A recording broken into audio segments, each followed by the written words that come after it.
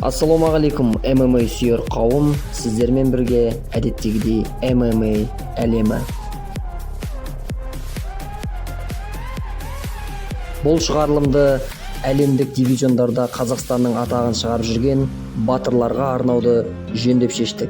Ендеше ең үздік нокауттар сериясын тамашалаңыздар.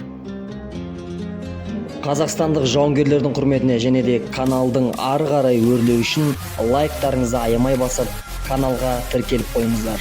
Ал біз бастаймыз.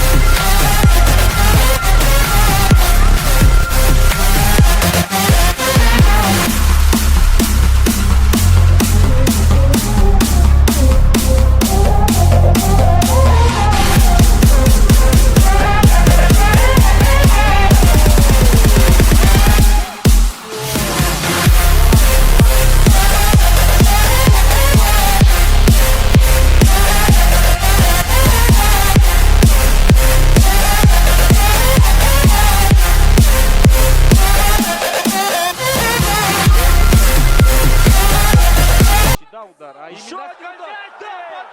Еще раз одерживает победу нокаута! Что сейчас произошло?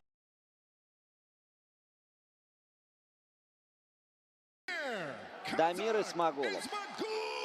Исмагулов одерживает победу. Победу нокаутом одержал Куат Найман.